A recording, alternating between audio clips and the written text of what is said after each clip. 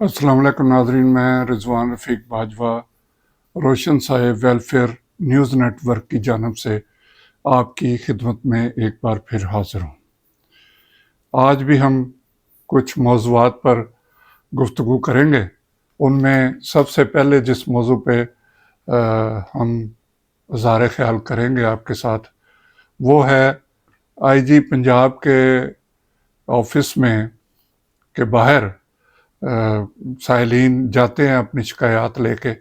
वहाँ एक शख्स ने आईजी पंजाब से मुलाकात ना होने पर या अपनी दरख्वास्त जो है उस पर कोई अमल दरामद ना होने पर अपने आप को आग लगा ली।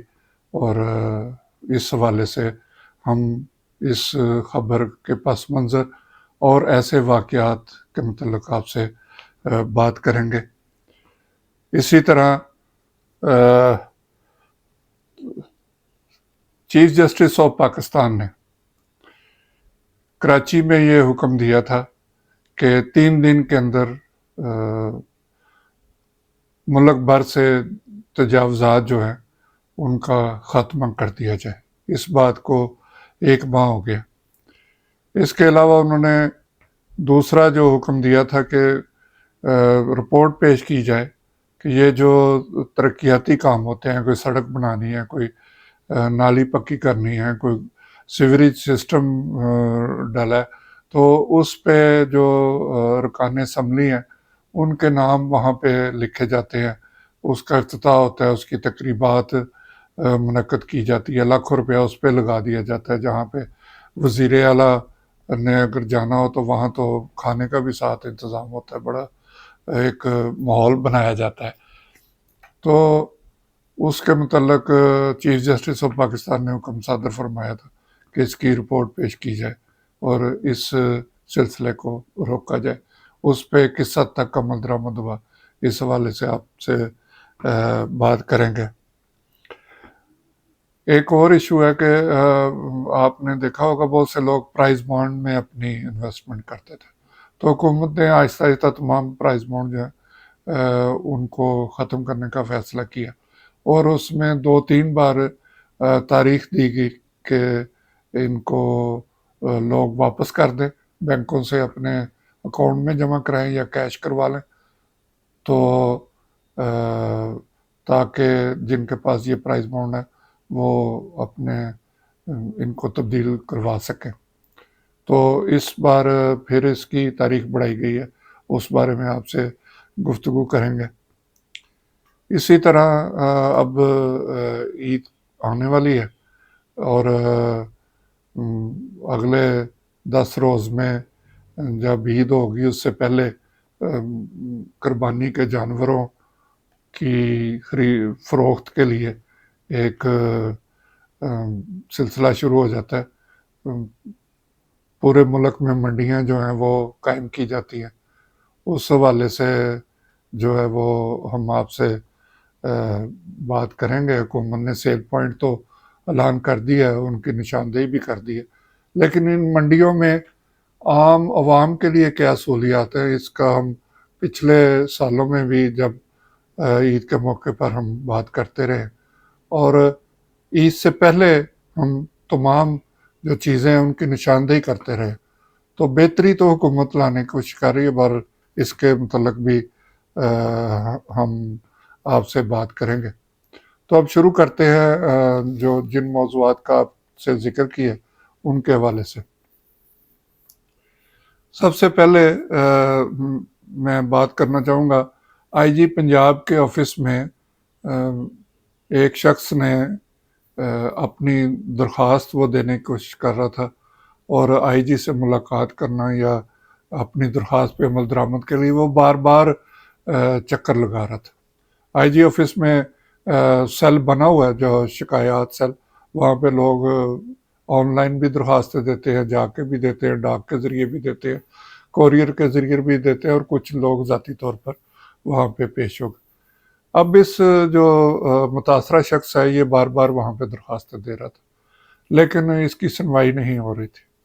तो तंग आके उसने अपने आप को आग लगा ली और اس کو بچاتے ہوئے ایک پولیس اہلکار جو ہے وہ بھی جھلس گیا۔ اب جب یہ سارا معاملہ ہوا، بات یہاں تک پہنچی کہ اس نے اپنی جان ختم کرنے کی کوشش کی۔ جب یہ معاملہ یہاں تک پہنچا تو آئی جی نے پھر نوٹس لیا اور ان کو دونوں جو افراد تھے، پولیس اہلکار اور وہ متاثرہ شخص، ان کو ہاسپٹل داخل کرایا، ان کے بہترین علاج کے اقدامات جاری کیے اور اس کا مسئلہ بھی فوری طور پر حل کرنے کے اقدامات جاری کر دیے۔ بات یہ ہے کہ نوبت یہاں تک کیوں پہنچی، اور یہ سلسلہ صرف پولیس کا ہی نہیں، یہ ایسے واقعات ہماری تاریخ کا ایک حصہ ہے جو تاریخ پہ نظر رکھتے ہو انہیں یاد ہوگا کہ میاں نواز شریف جب وزیر اعظم تھے تو وہ اپنے گھر کے باہر ایک کھلی کچہری لگاتے تھے، لوگ وہاں پہ آتے تھے، وہاں پہ شعر بھی سنائے جاتے تھے، وہاں پہ جو لطیفے ہیں وہ بھی سنائے جاتے تھے، اور ساتھ ساتھ عوام کے مسائل بھی حل کرنے کی کوشش کی جاتی تھی۔ تو وہاں بھی ایک شخص سندھ سے چلا، اس نے کرایہ بھی کسی سے ہدار پکڑ کے لیا تھا، اور اس شخص کا نام تھا چند سندھ سے پیسے لے کے کسی سے ہدار پکڑ کے لاہور آیا۔ ماڈل ٹاؤن میں اس نے جانے کی کوشش کی، اس کی حالت دیکھ کے وہاں پہ اس کو سیکورٹی اہلکاروں نے جانے نہیں دیا۔ وہ دل برداشتہ ہوا، اس نے اپنے آپ کو آگ لگا لی۔ وہ اتنا جلس گیا، اور جو اس کے پیچھے گھر والے تھے ان کے پاس بھی پیسے نہیں تھے کہ وہ اسے لے کے دیکھنے کے لیے آ جاتے۔ بہرحال جب وہ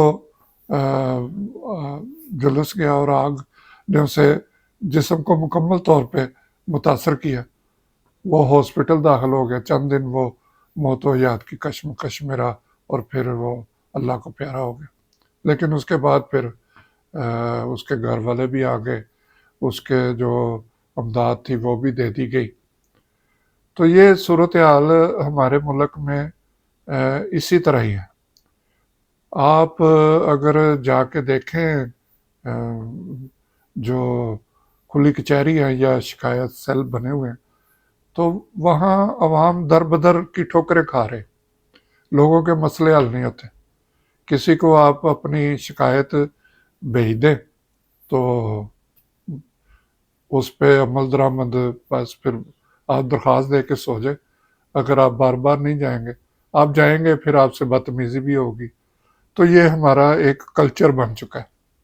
اب جس ملک کے وزیر اعظم کی کھلی کچہری میں ایک بندہ اپنے آپ کو آگ لگا لے، اس میں آپ دیکھیں کہ ہماری کیا اخلاقیات ہوں گی، ہمارے کیا یہاں گڈ گورننس کا کیا پیمانہ ہوگا۔ یہ سارا کچھ آپ کے سامنے۔ اس کے علاوہ کئی واقعہ، لوگ عدالتوں کے باہر اپنے آپ کو آگ لوگوں نے لگائی ہے۔ اسی طرح جہاں پہ جس کا مسئلہ حل نہیں ہوتا، اور جو لوگ عدالتوں میں نہیں پہنچ پاتے، جن کے وہ مسائل میں اتنا زیادہ گر جاتے ہیں، لوگ پھر گھروں میں اپنی فیملیوں کو بھی، اپنے بیوی بچوں کو بھی، اور خود بھی خودکشیاں کر لیتے ہیں۔ یہ بے روزگاری، ملکی حالات، ملک کے معاشی حالات سے عوام اتنے تنگ ہیں کہ وہ مجبور ہو جاتے ہیں۔ اپنی جان لینا کوئی آسان کام نہیں ہوتا۔ بندے کو بالکل وہ جب مایوس ہو جاتا ہے تو پھر وہ یہ قدم اٹھاتا ہے۔ تو کہنا میں یہ چاہتا ہوں کہ خدارہ ہمارے وہ ادارے ہوں، پولیس ہو، حکمران ہو، یا کوئی بھی اور ادارہ، وہ مسئلے کو حل کرنے کی کوشش کیا کریں۔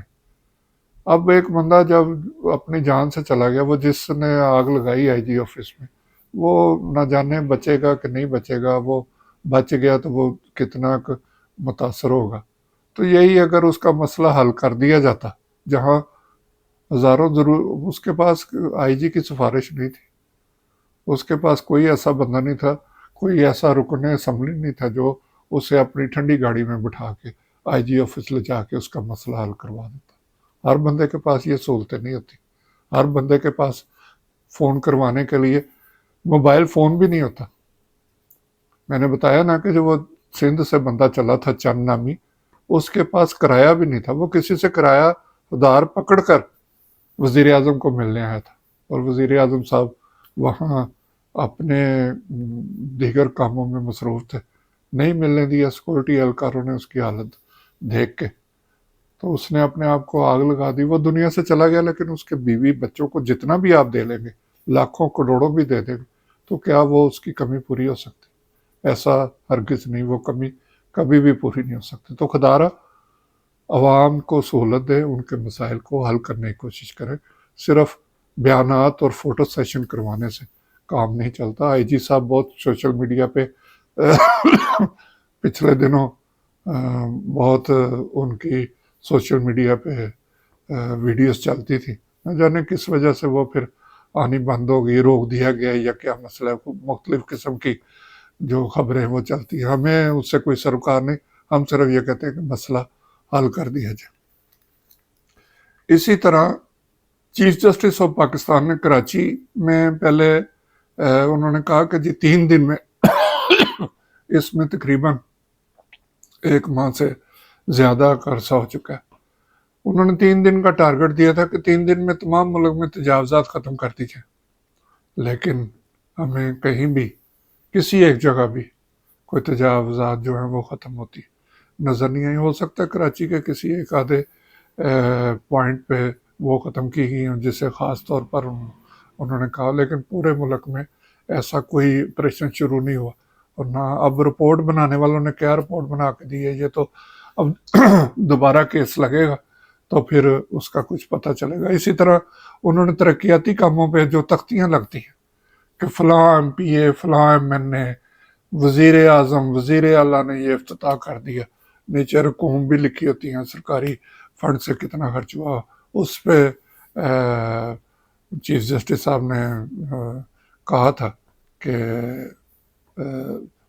اسے رپورٹ پیش کی جائے اور پابندی لگائی جائے۔ اب اس پہ کس حد تک لگی ہے، کیا اس پہ پابندی لگی ہے سرکاری طور پر، اس بارے میں کوئی نہیں بتایا گیا، اور ہم ایسے ہی کوئی بات نہیں کرنا چاہتے کہ ہم کہہ دیں جی پابندی نہیں لگی یا لگ گئی ہے۔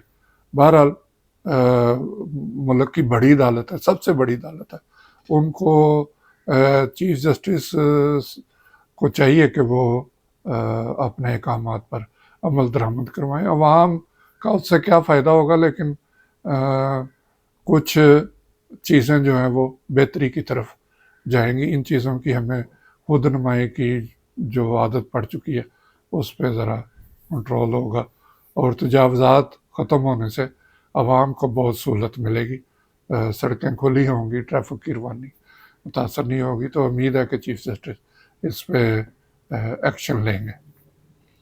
اس کے بعد ہم آتے ہیں جی پرائز بانڈ کے حوالے سے۔ میں نے آپ کو بتایا تھا کہ مختلف جو پرائز بانڈ ہے 200 سے لے کے پھر 750، 1500، 7500، 15,000، 25,000، 40,000، بڑے والا پرائز 40,000 کا تو پہلے ہی بند ہو گیا تھا، پھر آہستہ آہستہ دوسرے پرائز بانڈ بھی انہوں نے بند کر دیا، ایک تاریخ انہوں نے مقرر کی، اس کے اندر ان کو تبدیل کروا لیا جائے، پھر وہ تاریخ آگے بڑھی، اس طرح 2-3 بار ایسے ہوا، تو اب حکومت نے 30 جون تک اس کی تاریخ پھر بڑھائی ہے کہ اس دوران اپنے پرائز بانڈ آپ تبدیل کرا لیں۔ لیکن کچھ شکایات ہمارے پاس آئی ہیں کہ حکومت نے باقاعدہ جو اخبار میں اشتہار دیا تھا اس میں بتایا گیا کہ یہ کہاں کہاں سے آپ پرائز بانڈ تبدیل کروا سکتے ہیں، اس میں اسٹیٹ بینک تھا اور آپ کے جو بینک ہیں جہاں آپ کا اکاؤنٹ ہے وہاں سے آپ تبدیل کروا سکتے ہیں، لیکن لوگ بینکوں میں گئے ہیں جن کے پاس پرائز بانڈ تھے، بینکوں والوں نے کہا کہ جی یہ آپ اپنی جو مین برانچ ہے جس بھی بینک کی وہاں جائیں، جبکہ اس اشتہار میں کہیں یہ نہیں لکھا ہو۔ انہوں نے کہا کہ کسی بھی بینک سے آپ کا اکاؤنٹ ہونا چاہیے، وہ آپ جیسے پیسے جمع کروانے ہو اسی طرح وہ جمع کروا دیں گے تو وہ پیسے جو ہیں آپ کے اکاؤنٹ میں آ جائیں۔ تو اس میں لوگوں کو کچھ مشکلات کا سامنا ہے، اور جب وہ اسٹیٹ بینک پہنچتے ہیں تو وہاں پھر باہر ایک ایجنٹ مافیا جو ہے وہ ان کو گھیر لیتا ہے، اور وہ پھر منہ مانگے پیسے بیچ میں سے کاٹ کے تو آپ کو اماؤنٹ جو ہے آپ کے حوالے کرتا ہے۔ لوگ لائنوں میں لگنے اور اس طرح کے جو معاملات ہیں جو ان کو چکر لگتے ہیں اس میں پھر وہ اپنا کافی نقصان کرواوے، تو اس پہ حکومت کو غور کرنا چاہیے، وہ بینکوں کو باقاعدہ طور پہ ہدایات دے کہ پرائز بانڈ کو تبدیل کروانے کے لیے جو آئے اسے وہ سہولت دیں، وہاں یہ سہولت میسر ہونی چاہیے۔ اس کے بعد ہم آخر میں آتے ہیں جی قربانی کے جانوروں کے حوالے سے۔ عید الاضحیٰ تقریباً قریب ہی ہے، اب 10 روز بعد عید الاضحیٰ ہوگی، تو اس میں جو قربانی کے جانوروں کی فروخت کے لیے سیل پوائنٹ جو ہیں وہ ان کا اعلان کر دیا گیا۔ اب پچھلے سال بھی کافی شکایات تھی۔